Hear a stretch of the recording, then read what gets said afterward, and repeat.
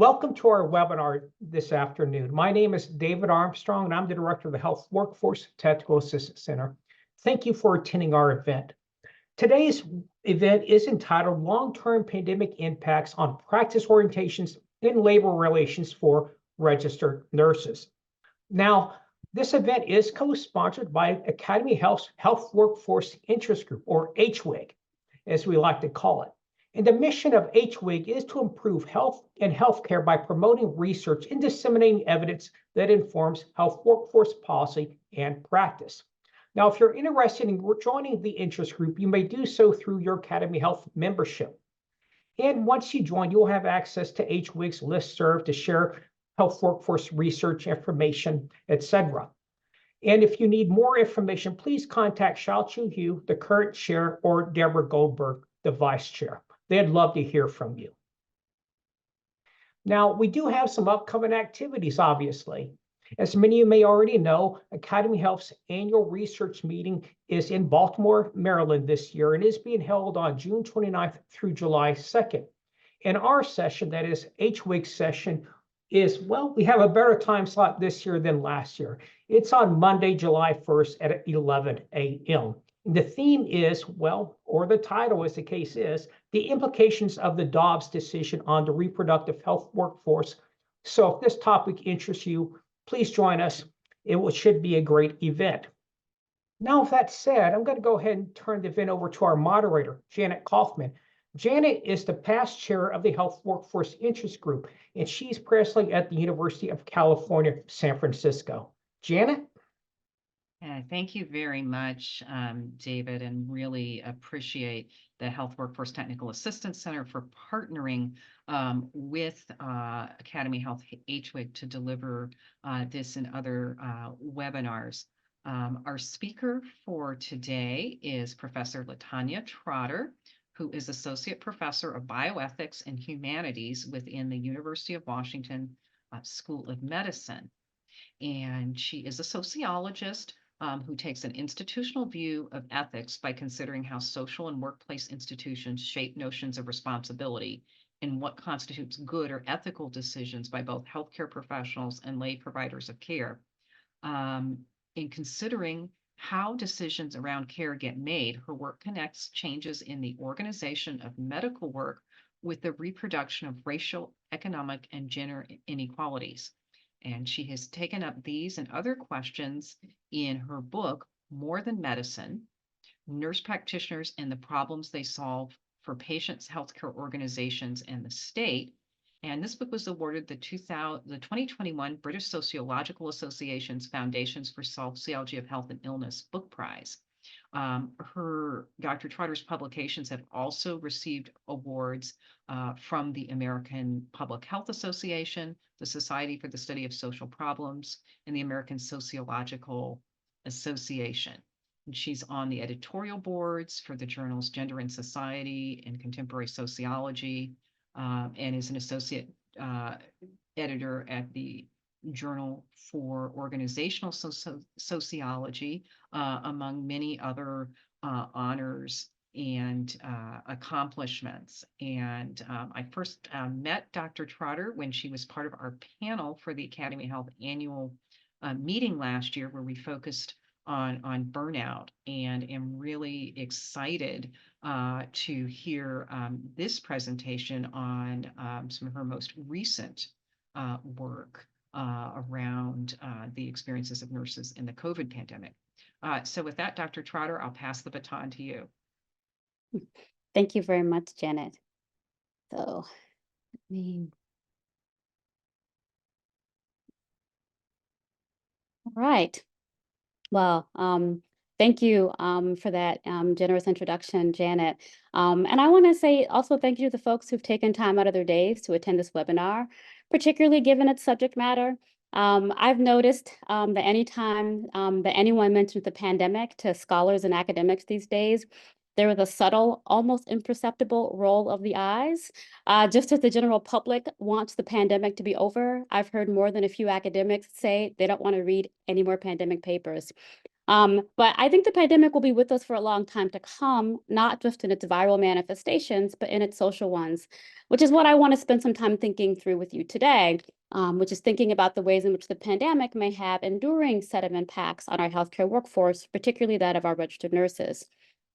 So there have been a lot of published accounts in the last few years, pandemic papers, if you will, that provide descriptive accounts of what nurses experienced. And you will hear some of that in this talk as well. But I think that there's more that we can do to analytically leverage these experiences, because for the healthcare workers that sort of lived through the pandemic, that experience was a revelation. And what it revealed was not just a fleeting set of hard experiences, but really sort of fostered a change in perspective that has endured. So today I'm going to share with you not just my own analytic reflections of the experience and case of nursing during the pandemic, but of how nurses themselves used the case of the pandemic to come to a different set of understandings of what it means to be a nurse. So, of course, as I noted before, I'm certainly not the first person to consider how the pandemic may have produced enduring effects on the nursing workforce. And most of these considerations, whether they're from the lay public or the academic literature, tend to coalesce around the phenomenon of burnout. So burnout is a state of emotional, physical, and mental exhaustion caused by prolonged stress. So given the intensity of the pandemic experience for healthcare workers, it's not surprising that during that period, levels of burnout reached epidemic proportions. In one 2020 survey, 50% of all healthcare workers met the criteria for burnout. And the nursing workforce was hit particularly hard, with registered nurses reporting burnout levels of 56%, the highest of any occupational group. But even more concerning, besides these levels, is really the persistence of burnout. Although the COVID-19 virus is still with us, we are no longer really living through pandemic conditions. Yet there's little evidence that burnout levels are really going down. So recent barometers of burnout, whether they're survey, poll, interview, or just shoe leather journalism, suggest that a majority of healthcare workers are reporting feeling burned out by the everyday features of the job, which for me raises a question: is burnout still the best concept to contain the experiences of these workers? And is it the most promising way to think about the enduring impact of the pandemic? So, in order to sort of really think through this question, I want to take us on a very short detour on the concept's provenance. So burnout was coined and conceptualized by the psychologist Herbert Freudenberger in 1974, right? And like the story of many a new diagnosis, Freudenberger was acting as a kind of moral entrepreneur, calling attention to a great evil while making the case that the tools of a particular set of medical experts, in this case psychologists, were necessary to address the problem.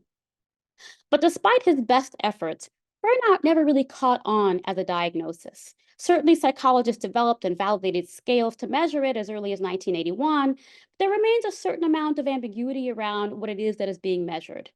Burnout, for example, remains excluded from the DSM, and there is no movement to consider its addition as a unique diagnosis.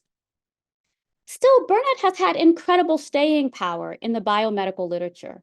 As a concept, it rings metaphorically and existentially true for healthcare providers and for those concerned with their experience in the labor force. So far be it from me to pass judgment on the metaphors and concepts that one deploys to make sense of one's experience. Yet the concepts that one chooses does have consequences, right? So although burnout is not a diagnosis, its medical provenance still poises us to locate the problem within the minds and bodies of individuals. And therefore, that is usually the place that we have focused most of our interventions around burnout. Certainly in the last few years, there has been a small but growing chorus of voices, of which I am only one, who have raised serious questions about the appropriateness of focusing on the person experiencing burnout rather than on the conditions that produce it. And I hope those voices will soon begin to crowd out those whose sole interventions are about stress reduction and individual resilience, i.e., the pizza party at work. But I also think that there's another consequence of our attachment to this concept, one that raises questions about whether burnout is really actually best suited to capture the experience of contemporary healthcare workers at all. So sociologist C. Wright Mills famously observed that individual level phenomenon may not be the same as those that appear within the architecture of social structure. Mills noted, for example, that when one person is unemployed, this misfortune is experienced as a personal or private trouble. But when millions are unemployed, it becomes a public issue of social structure. So for Mills, the transformation from private trouble to public issue isn't just about the size or demographic weight of the problem. Rather, it's the assertion that individual level problems are not even the same kind of problem as those that are located in a society's social structure.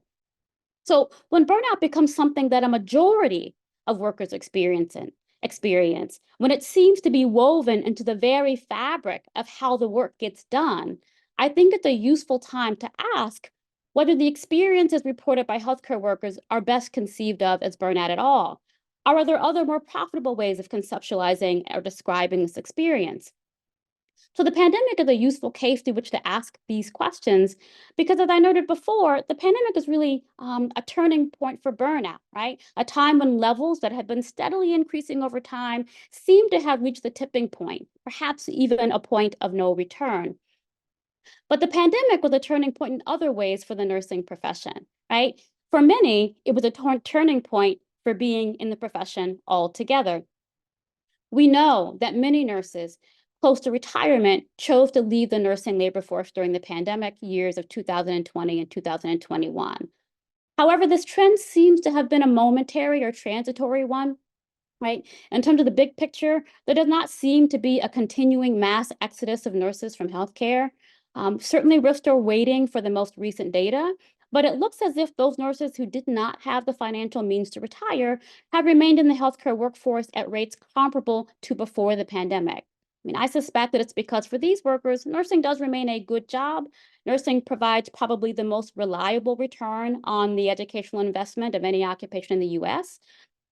But despite the stability at the macro level, when you talk to people, at the organizational level, administrators or workers, they are observing what seems to be a growing level of instability around the nursing workforce. And it's not entirely clear what explains this contradiction, but it seems as if the nurses who are choosing to stay in the profession are choosing to stay differently than they once were. Because for many healthcare organizations, the pandemic was a turning point for overall working conditions, one that is marked by increasing financial austerity, an uncertain legal environment, as well as a sort of growing level of distrust from the patients that they serve. And so when you talk to nurses about working in the post-pandemic hospital, one begins to consider that what may have changed is less their overall commitment to remaining in the profession, but a changed understanding of the normative way to forge a nursing career within these changed conditions. And in differently crafting a nursing career, there are a potential set of impacts on nursing practice or how one embodies what it means to be a good nurse. So in this talk, I'm going to share with you my analytical reflections from interviews with registered nurses on how changes in how nurses navigate their work is connected to changed frames of actions on how to be a nurse. So if this were a longer talk, I would also talk about one of my findings from these interviews about how the pandemic has ruptured the relationship between nurses and patients in ways that have not been repaired. But I don't have a longer talk. So today I'm really going to zero in on the pandemic's enduring impact on registered nurses' relationship with their employer. So nursing has always had a complicated relationship with healthcare organizations that employ them. A useful comparison is thinking about physicians, the sort of prototypical profession. They are traditionally and remain consultants, right? But nurses, however, have always been employees. And it is, in fact, the organization's insatiable need for skilled labor that has made them both the chief exploiters of the nursing workforce, but also the founders of their professional feast, right? So the contours of this relationship between the nursing workforce and organizations are theorized to matter, not just for how nurses think about who they are, but in terms of how they conceptualize and carry out what it is that they do. So I found from my interviews that the pandemic may have fundamentally changed how nurses understand their relationship to their employers in ways that matters for the everyday doing of nursing work. And finally, I want to consider how these changed relationships may have enduring impacts on how it is that individual nurses think about how to forge a nursing career, which then may be reflected in their labor market behavior. So each of these changed frames of action are fundamentally linked in shaping notions of what it means to be a good nurse, not just for individual nurses, but for the organizations that hire them, as well as the larger profession to which they belong. So first, I want to spend a little bit more time setting the conceptual groundwork for how I'm thinking about this question of what it means to be a good nurse. Certainly, it can mean sort of a safe and effective care delivery, and that is certainly one aspect of it. But I really want to focus on the process through which that work occurs.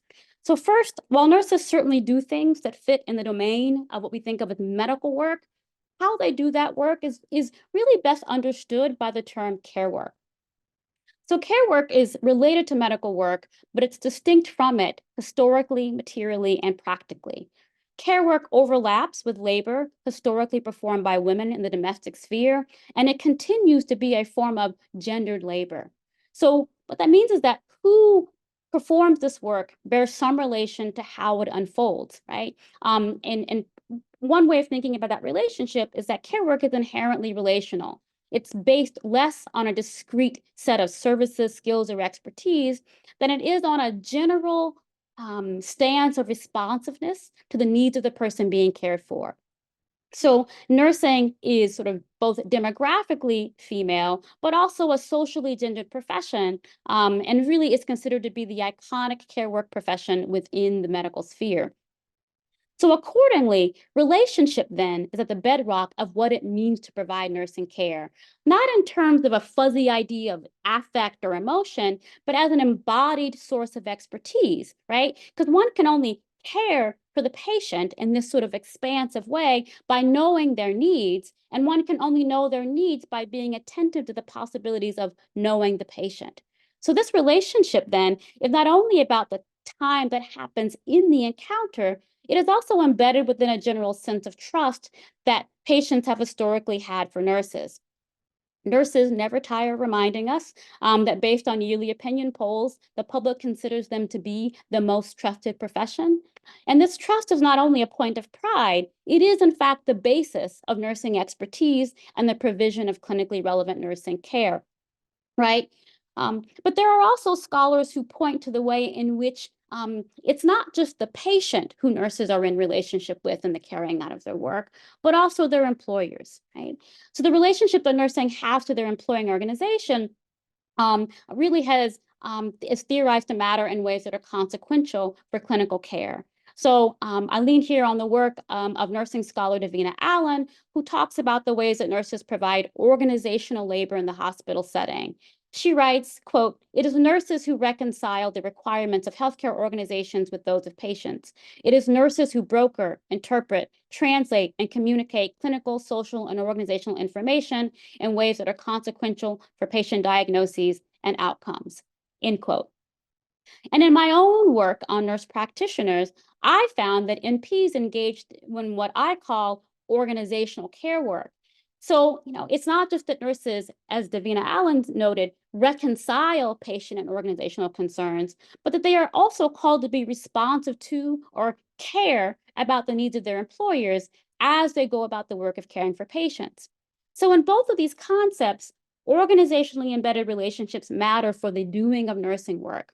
For Allen, it's relationships forged within the organization. And for me, it's about relationships forged to the organization itself.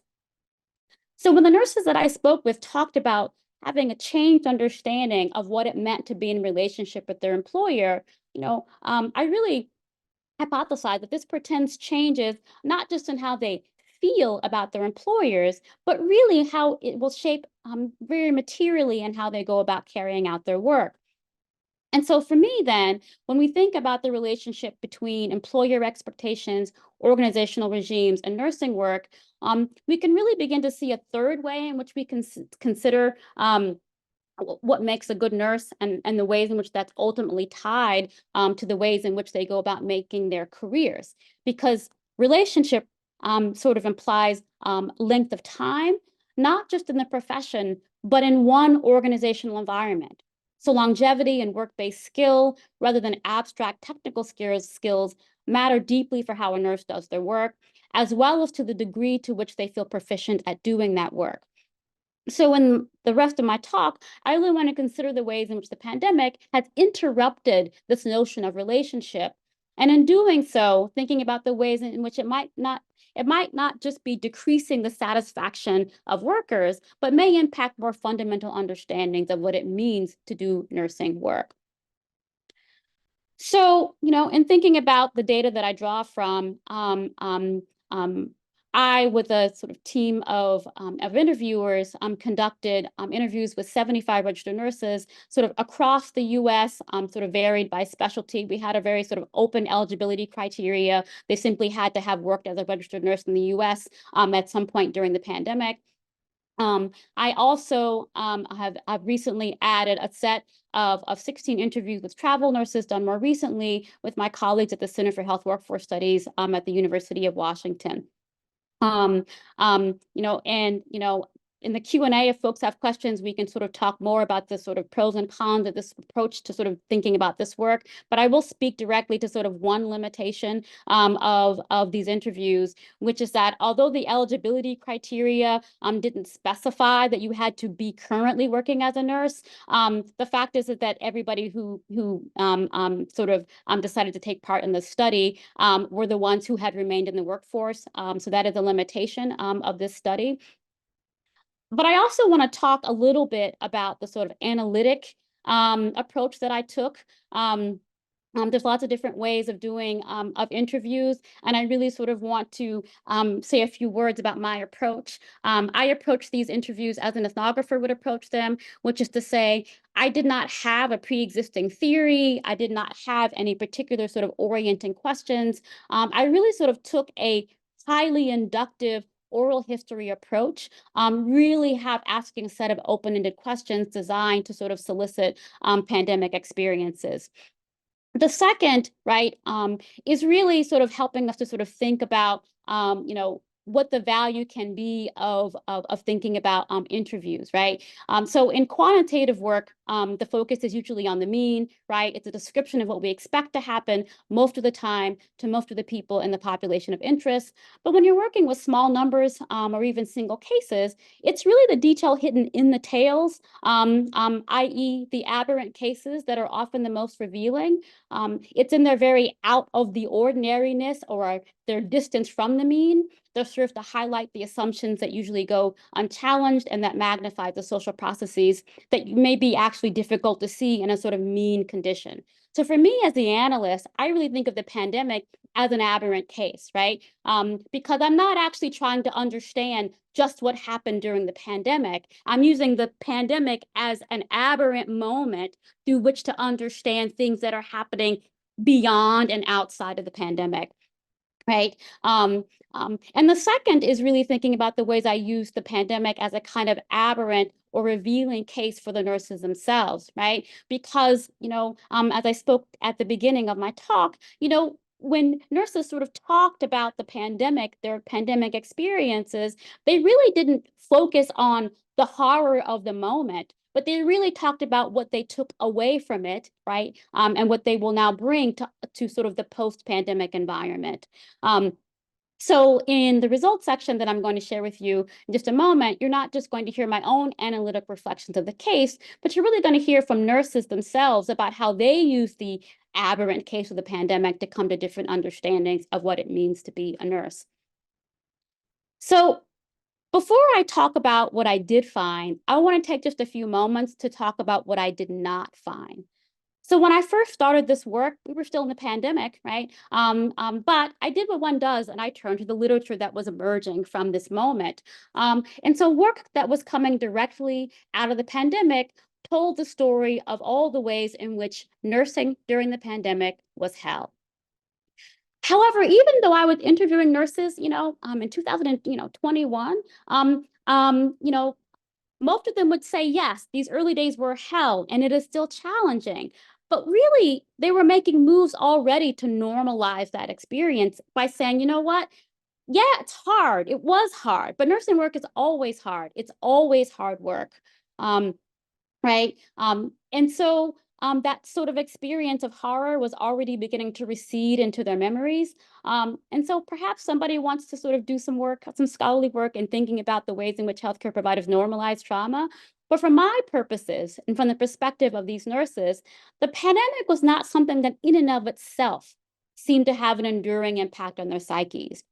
Yes, nursing during the pandemic was hard. For some, it was hell. There was grief, death, risk, uncertainty, long hours. But dealing with this hardness is simply what it is that nurses do.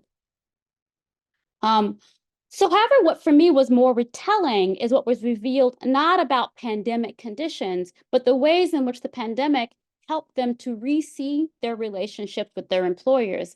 Because I think that this is one of the most salient and important themes coming out of the interviews I collected, right? So as I mentioned before, nursing's relationship with their employers is a complicated one. And one of the features that makes this relationship so perennially complicated is this sort of persistent feeling from nurses that they are devalued by their employer, right? And specifically, nurses have long worked in the shadow of the physician. And at the professional level, they have struggled to be seen as having a valued perspective that is distinct from those of their physician colleagues. And it's not uncommon, for example, for the lay public and even some healthcare workers themselves to believe that the nurse's work is simply to follow the doctor's orders. And this de-skilled view of nursing practice is not just part of popular discourse. For many nurses, they see this the sort of impact of this discourse on the wages that they receive. So while average RN salaries represent a solid middle-class income for a profession that only requires a bachelor's degree, nurses have long complained that their wages, while initially high, remain stagnant throughout their careers. So signing bonuses and high salaries are used to lure nurses to a particular hospital or unit, but hospitals offer RNs few rewards for either their loyalty or for the expertise that comes with time. So this complaint preceded the pandemic. However, the pandemic brought out in sharp relief the sort of systematic rather than local provenance of these complaints. The pandemic became the aberrant case through which these nurses began to question the relationship that they actually had with their employers. So when it came to stagnant wages, many nurses developed a new analysis of this feeling of systematic devaluation from their employers. So again, stagnant wages is something that every nurse grumbles about, but it was a situation that folks had largely accepted. But often they had to develop localized explanations of this issue, right? It was because of where they worked. They worked at a public hospital. They worked at a hospital that had a high number of Medicaid patients. They worked at a rural hospital. However, during the pandemic, as they watched all of their hospitals find money to pay traveling nurses what seemed like exorbitant salaries, they began to develop a more macro level understanding of nurses' low wages. As one nurse noted, travel nurses easily make double what I make for doing the same job. So yeah, doing the same job at half the pay, that wasn't cool, not cool at all. Another example,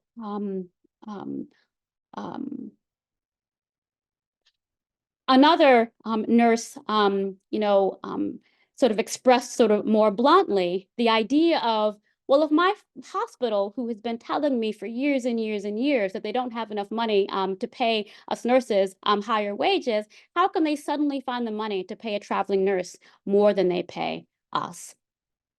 Right? And I think there is also another sort of set of experiences that nurses had, which is really sort of thinking about the ways, sort of non-wage ways in which they felt devalued, right?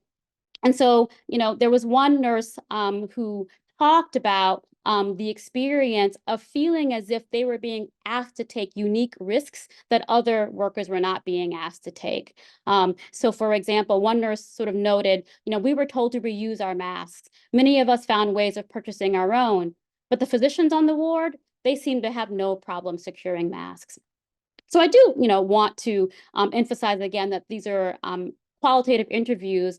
I am making no claims that this was an actual sort of empirical regularity in which nurses didn't receive things that the physicians received. But I think what's important is really understanding the ways in which this nurse herself interpreted her experience, which was that they were so devalued that they were actually put at greater risk than the employee, that they felt that their employer valued more highly than them, right?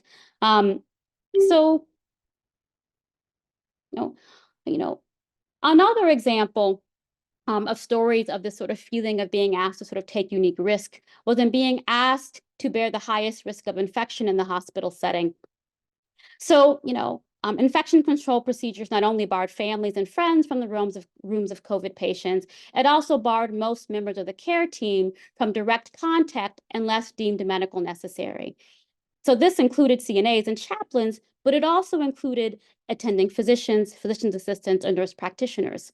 So the nurses who worked directly with COVID-19 patients noted that it was common protocol for the attending to rely on the nurse's physical assessment and notes in order to make treatment decisions.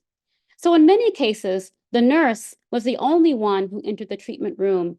And this meant that the bedside nurse ended up doing additional work and taking additional risks.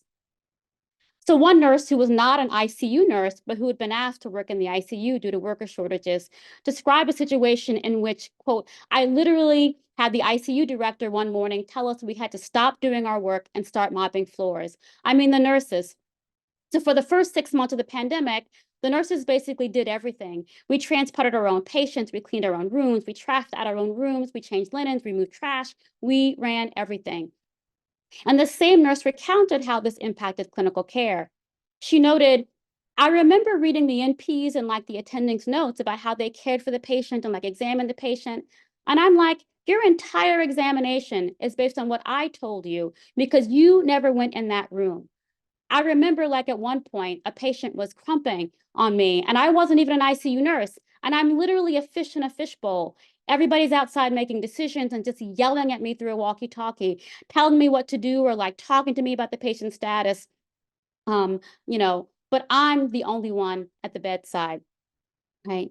So I want to be clear about what is being conveyed, right? This nurse was not simply complaining again that the work was hard or that it was difficult or that it was risky, but it was really this expression of the feeling that she was really being left to fend for herself, right? So it was not just the risk, because nurses are accustomed to taking on excess risk. It was the feeling that they were being asked to take this risk alone, right? So these stories of risk were about the feeling that they were no longer part of a team, but they were actually just doing this work alone at the bedside. There was also, this sort of feeling of being abandoned by their employers, right? And it appeared in less dramatic ways than the sort of previous example, but that were still very consequential for patient care. One nurse told the story of being a relatively new nurse when the pandemic struck. And she noted, at the time that the pandemic hit, I had only been a nurse for, I was coming up on 1 year, but not a very long time. And I had done all that on my same unit. I'd only floated a handful of times. I had just been eligible to float as a new nurse. Usually they keep you, they don't let you float for a little while you get comfortable in your unit before you become eligible to float. Well, all of a sudden, during the pandemic, my unit is closed and I'm floating every single shift. And so for those of you who are sort of less accustomed to understanding the way that nursing work happens, new nurses are really still considered to be normatively in training, right? And so the idea that a relatively new nurse would be asked to sort of float and be on her own in various places in the hospital in which she had no particular skill really creates a feeling that you're being asked to practice unsafely by your employer. So again, this was an expression of this sort of feeling of being abandoned by their employer during a difficult situation. So now I really want to sort of spend the last few moments that I have really thinking about how the things and the experiences and the reflections of these nurses might impact care in the long term.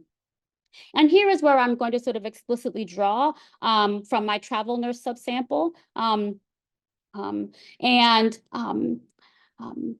Because in some ways, we can sort of, think about the travel nurse experience. Yes, it is unique in that most nurses are not travel nurses, but there are ways in which the kinds of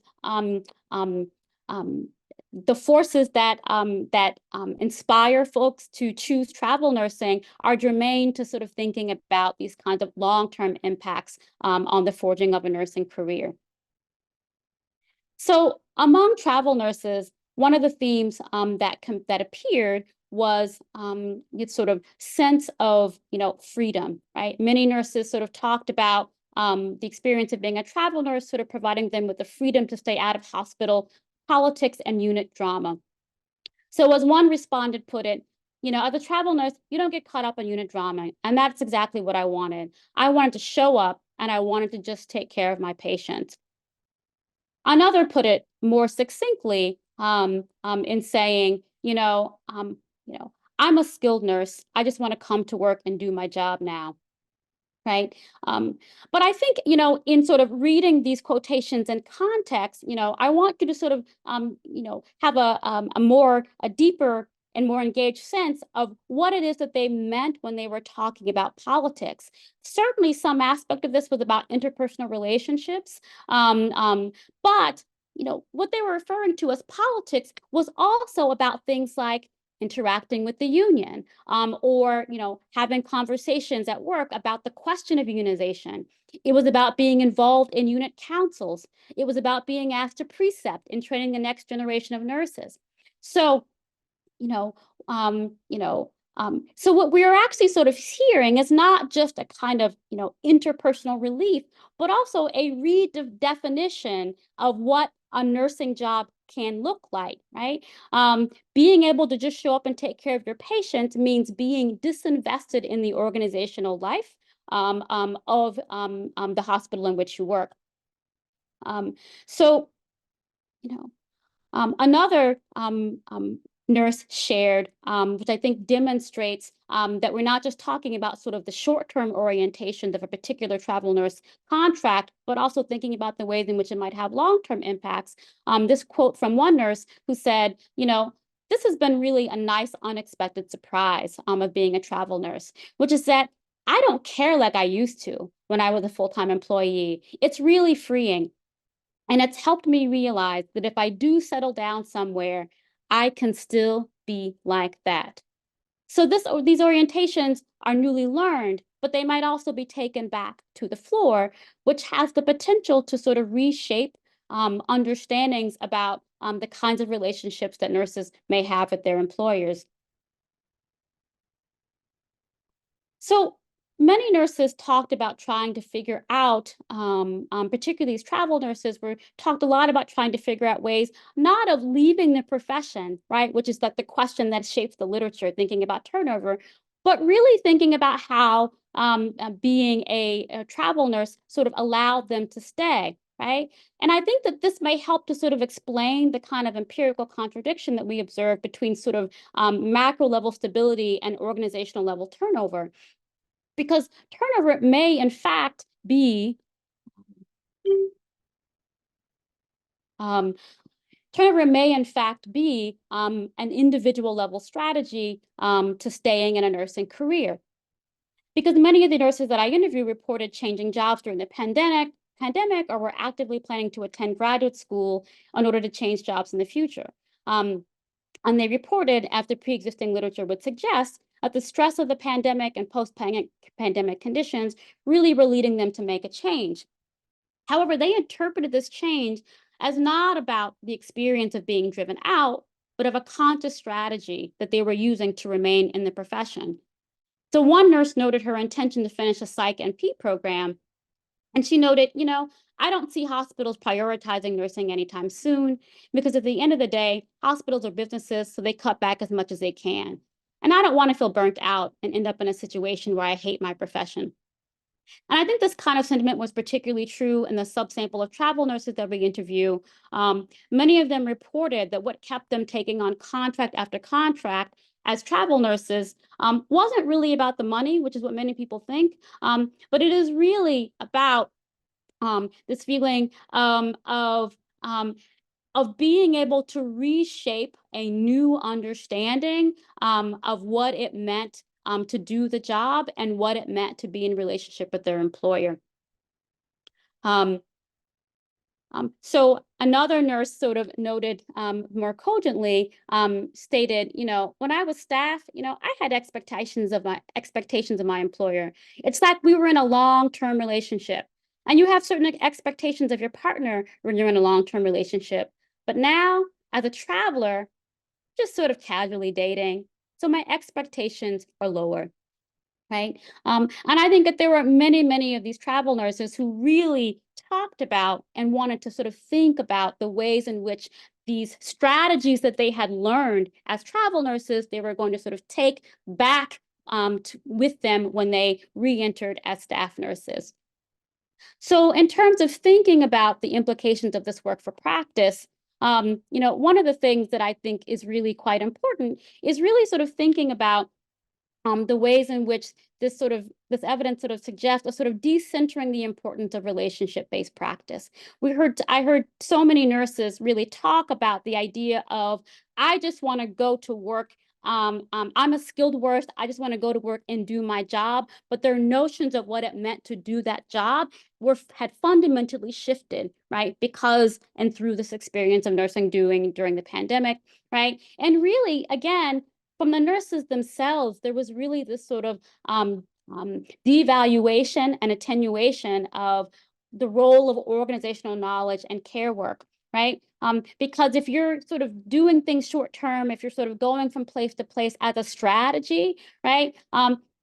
Who is going to sort of form this organizational knowledge that Davina Allen talks about, or the organizational care work that I talk about in my own work? Right. And finally, again, thinking about the sort of changed ideas of who it is that nurses are responsible to and what they are responsible to do as a way of doing nursing work. So, I'm just going to end by really talking about the implications for sort of rethinking the utility of burnout. Because in addition to the chorus of voices who are asking us to think about the structural and organizational causes of burnout, I really want us to sort of rethink about whether the behavior that Freudenberg identified is actually always burnout. Because the nurses that I interviewed did not largely identify themselves as burnt out. Actually, they talked about themselves and described themselves as practicing a particular form of resilience. Many of them left staff nursing positions not as a form of fleeing, but as a way of staying, right? And also, additionally, what we may see as a lack of empathy or not caring may be a personal and individual level strategy of resilience. The idea that I just want to go to work and do my job and not care as much as I used to. I also think that these interviews and the themes that I brought out of them really sort of shines light on the ways in which we should consider the ways in which work conditions may not just produce individual level effects like burnout, but also changes at the larger professional level, such as professional orientations, right? One of the things that I think we're seeing in these interviews that we may begin seeing in the population at large is really thinking about the ways in which nursing's entire orientation as a profession to what it means to do nursing work may shift because of these conditions. And finally, I want to really think about nursing as a bellwether. Some of the folks in the audience may or may not be interested in nursing per se, but I think that the kinds of things that we are seeing in these interviews really have a way of having implications beyond the nursing workforce into other forms of other parts of the workforce, particularly thinking about physicians. I like to think of nursing as a bellwether because the structure of nursing education looks different from physician education. We can really think of nursing as a bellwether, right? As sort of like an early mover about trends that we may begin seeing, in another 3 to 4 years in the physician workforce. So, I just want to sort of end by making a few acknowledgement to the nurses who, in the middle of their busy schedule, agreed to be interviewed. I want to thank the folks who worked with me as part of the Caring and Crisis Study team at Vanderbilt University, as well as the folks that I worked with in the Travel Nurse Interview Study at the UW Center for Health Workforce Studies. So thank you so much for your time and attention, and I look forward to your questions. So thank you very much, Dr. Trotter, for that really very thought-provoking presentation. And we really would welcome our attendees to put your questions in the chat.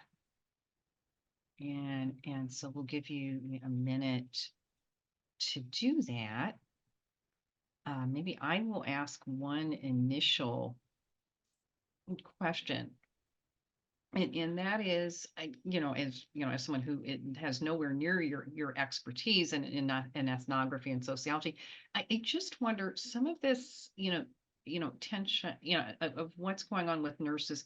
How much is that maybe possibly related to gendered expectations that nurses, particularly nurses, say in leadership roles in hospitals, put on other nurses as a profession? That this, to what extent, it strikes me these uh expectations and assumptions that nurses are going to be highly attentive to the needs of the organization, and to some extent put those needs of the organization ahead of their own, in some cases you talked about really expectation that they were going to put their needs ahead, the organization's needs to conserve resources ahead of their own personal safety, or at least that's their perception. I just, I guess what I'm asking, is this something that to some extent is particular to an occupation that's very heavily female dominated?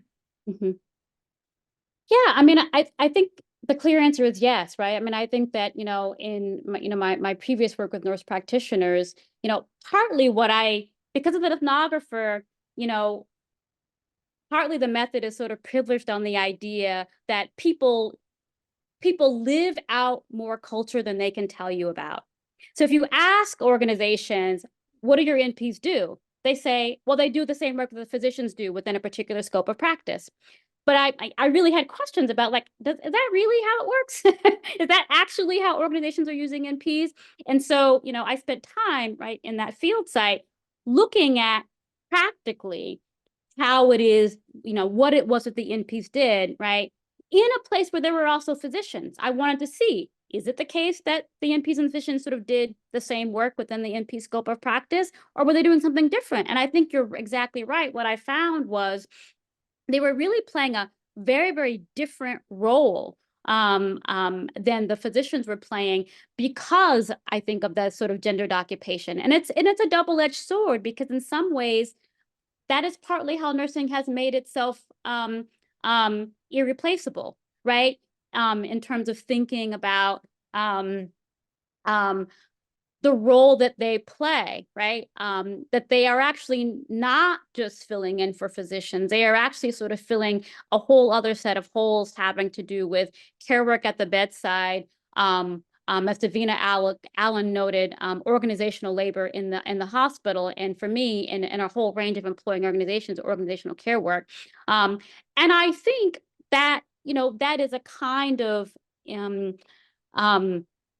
I mean, it's the idea that it is shared, right? It is actually something that nurses participate in, that crafting of that way of understanding what their expertise is, not without some, contestation and conflict. I think there's a kind of perennial back and forth with nursing in terms of focusing on, this idea of care work as being like the core of what they do versus them being sort of skilled technical people. But I do think that, when you talk to individual nurses, they have a kind of way of expressing that, yes, the work that they do, requires some technical proficiency and skill and knowledge, but that they also do it differently than other people would do it because they're nurses.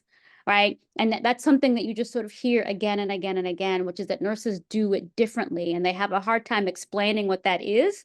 But there is a way in which they feel like nurses do it differently. So I think that you're exactly right, that it is gendered in particular ways, but also that hospitals and other healthcare organizations actually rely on it. It's not fuzzy.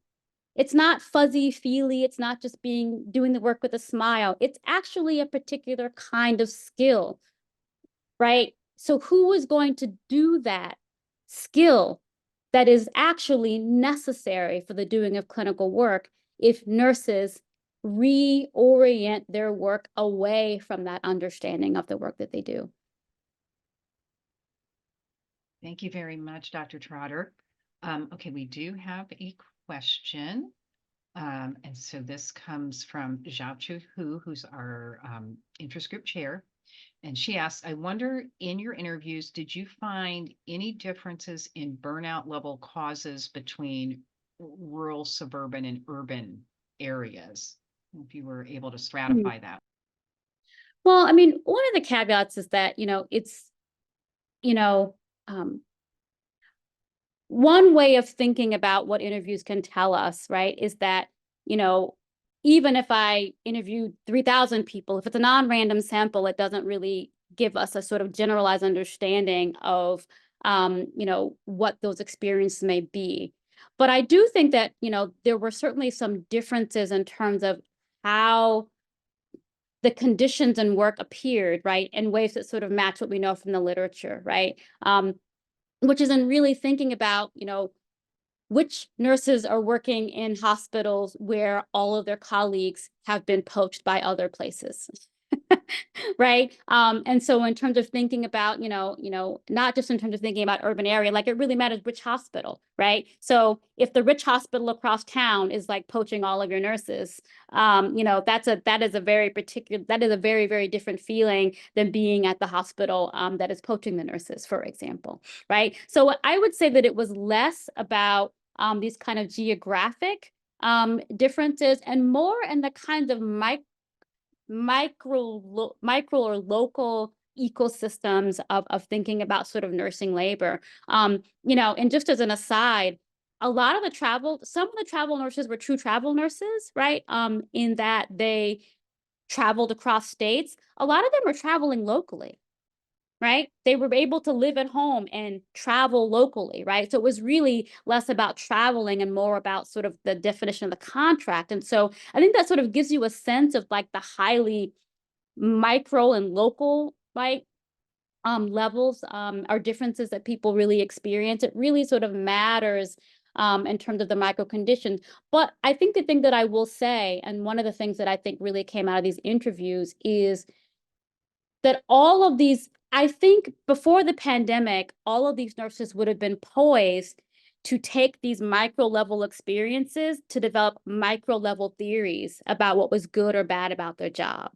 It's the nurse manager, it's the administration, it's because of the, patient mix, or the payer mix at this particular hospital. It's because of the unit in which I work at the specialty. But I think the pandemic gave them a window, right, to have a macro level understanding of what was causing their particular difficult situations. And I think in some ways that was actually the thing that was the most revealing. And so in some ways my interviews were less useful for tracking and thinking about the kinds of differences that people were seeing, because there's so much variation even within a hospital. Right, if you're working in the ED versus labor and delivery, it can be an entirely different culture, an entirely different set of contingencies, right?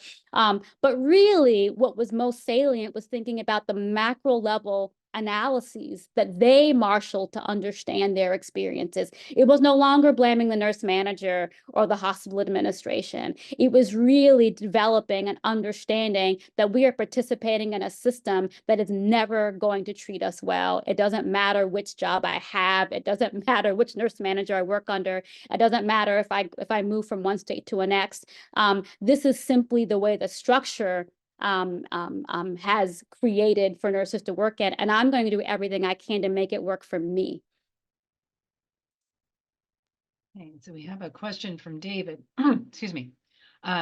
So is there anything full-time employed nurses can learn from travel nurses? That is, to the extent that travel nurses become full-time employed nurses again, what can they bring back to that environment that they learned while being a travel nurse?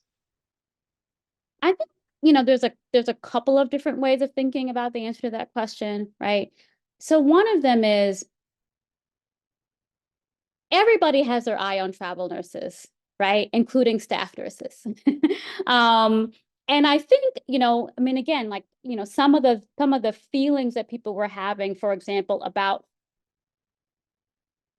the resources that hospitals could marshal, because they did in this particular moment in time, to hire travel nurses to come and work for us. We will no longer believe that they don't have the money.